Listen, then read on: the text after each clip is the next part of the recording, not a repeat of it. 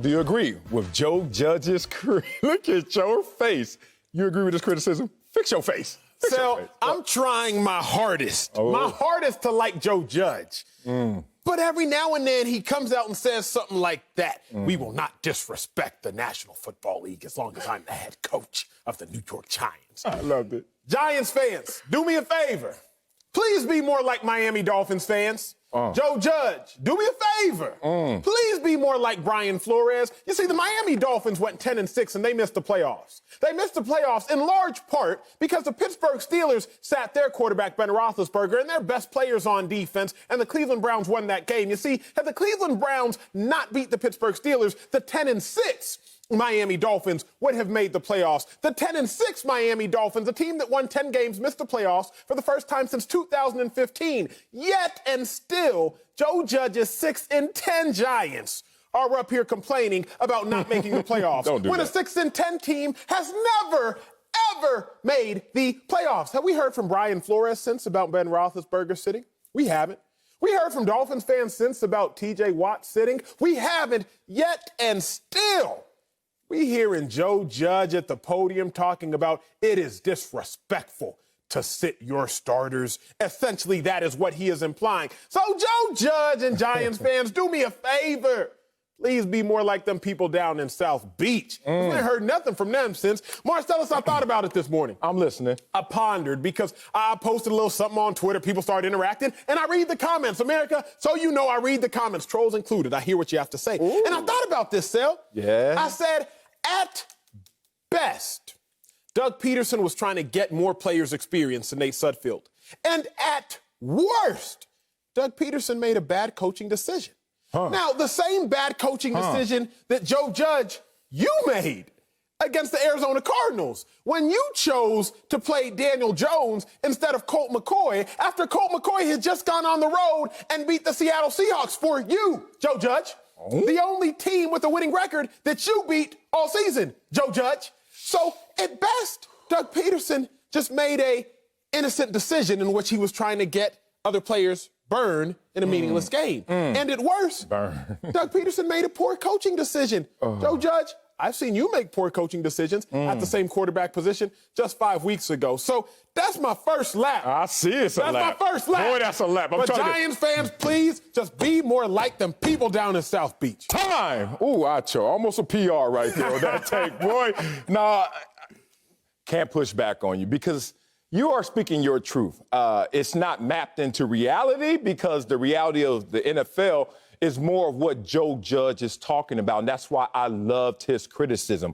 One, you know me. I love brutal honesty. Like, please give me the raw, uncut dope. I don't like player speak. I don't like coaches speak. I don't like fluffy. So when someone comes up here trying to talk in protection of feelings in a sport that is so brutal that every time we walked onto the field, we had to go somewhere else mentally. Yes, sir. And we know that sacrifice it takes. I used to always talk to my basketball NBA friends in jealousy and envy. Because I was like, what do you do game day?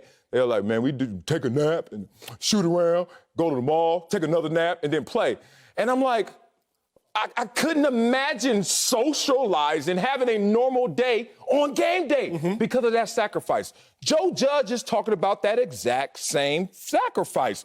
What he said, if you listen to his entire statement, was first, let me own up to what we did. He did. And what we did wrong. Quick. Said it real quick. He's, hey. He knew where the meat was. He knew what would land him on the A block with the save, right? So that's good. Joe Judge first said, hey, we had 16 opportunities as the New York Football Giants to handle our business, and we didn't handle our business. So we're not going to make excuses as an organization. Not now, not ever. We had our opportunities. Now, a lot of people didn't even start the tape then. They didn't even hear that part. Or, as you just did, fast forward, blah, blah, blah. What do you really want to say? Yes, sir. And what he wanted to say was, I am a coach that is going to protect the shield as I am employed, as every single player is employed to do. Do you know what that means, Acho? What's that mean? That means every player, give me your all. We criticize the Dallas Cowboys for not running to the football in the beginning of the season. Yes, sir. That's true. Okay, so guess what? Coach, You can't run to the football because you're not one of the 11 on the field. You're the 12th man. Your job, you're employed to make sure you do all it takes for us to be in the best position so that we can win the game. That move with Nate Sudfeld was a move either for tanking or it was crazy. It was a move to create controversy at the quarterback position because it was not an evaluation move because you already know what Nate Sudfeld is, or more importantly, what he's not. So let me get this straight, Marcellus. Let me get this straight. Not just you, but the rest of America. Oh, you're talking to everybody. So by putting in a 4-year quarterback who's been previously second-round tendered, by playing this guy, we disrespecting the Shield. Like, imagine if you're Nate Sudfeld. Imagine if you're 6'6", 220 pounds. Ooh, you played in the NFL. Your first time playing in the NFL, you set a NFL record for completion percentage in your first career game, going 19 of 23. But now, playing you, it's disrespecting the Shield. What year was that? By playing Nate Sudfeld. Was that? It was 2017. Oh, it was 2017. 18, 19, 20, 21. We had to. It was 4 years ago. Hey, bro, be real. If you're a great evaluator, you can look at somebody that fast and know what they are. If you're not as great, you need to see them in practice for an extended time. If you're not as great, you need to see them in the game. When do you need to see them in week 17 for the fourth quarter? Think of how offensive what you're saying is. To who? To Nate Sudfeld. Think of how offensive that is. To say that, hey, by you playing, you disrespected the entirety of the NFL, Nate Sudfeld. By taking a snap, not only were you bad, but you disrespected the whole 3 letters of the entirety. Marcellus, that's ludicrous. Why didn't he start then? Why didn't he start Emmanuel Acho since you got all the answers? Jalen Hurts was drafted in the 2nd round, sir. Oh, so we drafted at your position because we knew who you were. So why we need to find out week 17 in the fourth quarter? You just fell into a trap. No, because Jalen Hurts, who was supposed to replace you, last 20 drives. Oh, terrible. Get me out of frame. I don't want to hear about 20 drives. I want to hear about the spark that he created. Then let me tell you this. You're right. Let me put it to you in everyday life. If I was to say, hey, Marcellus Wiley, can you take me to the airport? And you said, nah. No, I'm not going to hell no. Hell no, exactly. Yeah, but if I were to ask one of the producers, hey, man, can I get a ride to the airport? And they were to say, yeah, Acho, I got you. Then you know what? Later on, hey, something came up. I can't take you no more. You ain't going. Who am I supposed to be more upset at? The producer who at least considered doing it, or Marcellus who off rip said, hell no? Tell me. I'm more upset at you. Because you ain't even consider it. So what is my point? What's my point? You soft. The Steelers, they didn't even consider playing their ones. They was just like, hell no, we ain't got no point. The Chiefs, they didn't even consider playing their starters. Hell no, what's the point? Yeah. At least Doug Pederson, at least he said, you know what? Let me roll out some of my guys early on. Yeah. At least he said, let me roll out Brandon Graham and Darius Slay and Jalen Hurts. At least he considered it. Yet he's getting more backlash than the teams that didn't even consider it. Because the crux of the issue, the nucleus of the issue is very simple. In a meaningless game, I am going to experiment. In a meaningless game, I am going to put in other players at different positions. In meaningless games, we saw the Steelers do it. We saw the Chiefs do it. But for whatever reason, I got a reason. When Doug Pederson did it, he disrespected the integrity of the game. It's not meaningless, first of all. Second of all, stop getting in your feelings. I can't take you to the damn airport, bro. Golly, I gotta say yes. Like, I'll call it call. What sense of entitlement did you punch in to say, oh my God, he didn't even consider it. Like, what the hell? I'm not doing something I don't want to do. I don't give a damn what our relationship is. And if our relationship can't stand that no, well, then we ain't got a relationship. What's your point, Marcellus? Anyway, get to your point. Here's my point. I don't like you right now because you know what? It's amazing how in life you can look at something else and learn something about you in that example. You try to point at Joe Judge and you're really revealing your character as well. Because I didn't know that Acho was a person of a support of the no snitch culture. You know what this is? This is Acho over here grandstanding because how dare you, Joe Judge? 6-10. How dare you, Joe Judge? Not necessarily a great winning coach yet. How dare you point out a wrong? And that's at the core of what the no snitch culture is. You see something happen around the neighborhood, and you're sitting there like, I'm about to call the police. Marcellus is my friend. He calls the police. I'm going to call him too. I'm a watchdog. And then all of a sudden, you start hearing it without even lips moving. Hey, no snitching. Don't say nothing. Joe Judge is supposed to be sitting there now, having to sit on his hands, sit on the truth, because he can't tell what he saw, which was a wrong. Doug Pederson didn't even play his ones. Jalen Hurts is not the number one. You have seen Carson Wentz's demise much that you don't even respect that he is still the number one because of his contract. Jalen Hurts was in there as a number two. When do you yank a number two in a game in the fourth quarter when you're only down by 3?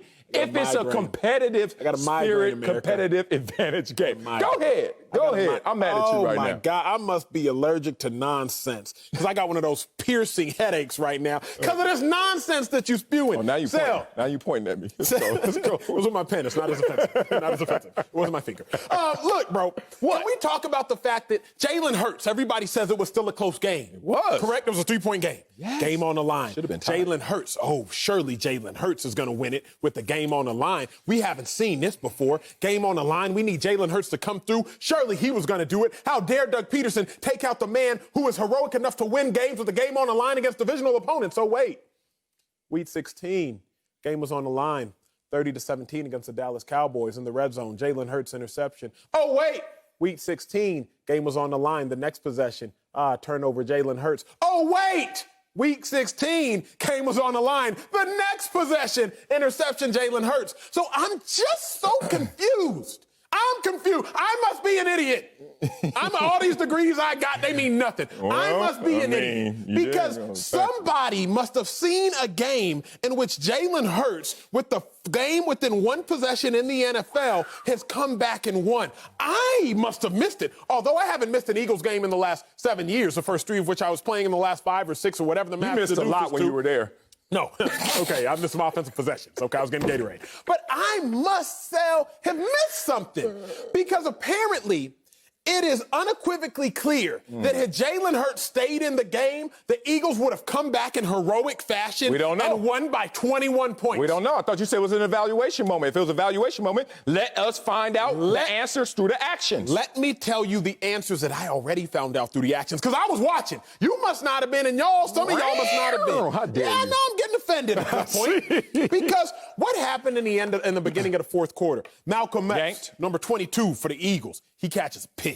He takes it down to the 15-yard line. Eagles, run the ball, run the ball, run the ball, run the ball. 4 consecutive runs. The ball is now at the 4-yard line. What you gonna do, Jalen Hurts, baby? What you gonna do? It's at the 4. Let me tell you what he did. Man, when you chill out. 4th down, Jalen Hurts scrambles left. No time. He has a wide receiver wide open. Yes, there's some pressure in his face, but you're Jalen Hurts. Ain't nobody in that box. Oh, wait. Throw it to him? That ball fell short. What's that, right? He wait fell. a second. He fell. You're telling me that with the game on the line, Jalen Hurts, 3 downs, 4th down now, and goal, and you missed a wide open receiver, and y'all had the ball at the 15. So now it's criminal to pull Jalen Hurts. Criminal! Although he had no touchdowns, 3 interceptions in his last 20 drives. Acho, I know this is coming from a place of pain. I know you really mean all of this because we both have microphones on, but you're yelling. And you're yelling into a microphone. As a DJ, that's a no-no. You can't be doing that. You're killing me right now with your games. Here's the thing, Acho. Calm down. Look at this situation as everyone else looks at it. You know what's interesting about any time you feel a certain way, whether it's on this extreme as you're feeling, or you feel like everyone else is just speaking nonsense on this extreme? Put yourself in their shoes. Okay. Argue for them till you can see if your argument stands up. Yes, sir. Acho, all we're saying is this was an opportunity for you to help yourself as an evaluator, Doug Pederson, unless you don't have the power in this moment. I told you yesterday, Doug Pederson was basically shoved into this moment. Take one from the media, take one for the team. You want to keep your job, right? Basically, we want you, through assignment, to play Jalen Hurts to this point and then put Nate in regardless. And that's what everyone is looking at. Like, wait a minute. For teams that push back on tanking and trying to get better improvement with their draft positions, why would you ever make it harder on yourselves by not protecting the integrity, not fighting for 60 minutes, and more importantly, not answering the one question going into the offseason everyone has about Philly?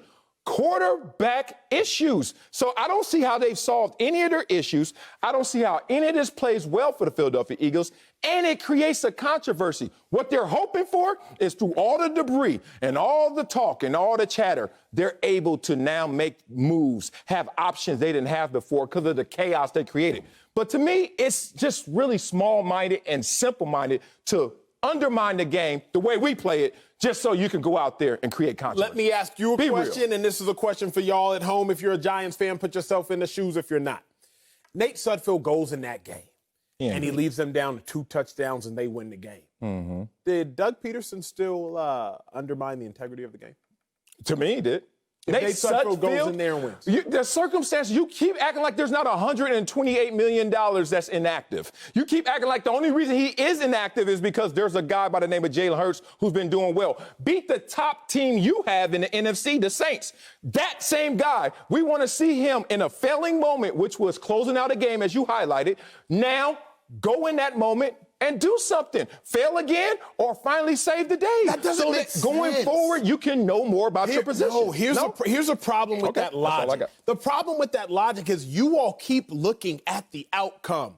I ain't like the decision. If Carson Look at Twitter when he got yanked. It wasn't a decision based because they were still down 3. We're like, what the hell, right? Be real. That's fair. Okay. That's fair. Okay. But if Carson Wentz in his last 20 drives would have been as terrible and atrocious as Jalen Hurts. He has been for 200 drives. Fair. 200. Nobody would have been upset if Carson Wentz got pulled in that moment. Well, nobody. Look how long it took Carson Wentz to get pulled. 12 games. And there was conversation for 12 weeks. And it took 12 games for it to finally happen. For Jalen Hurts, it happens in his 4th week. For Jalen Hurts,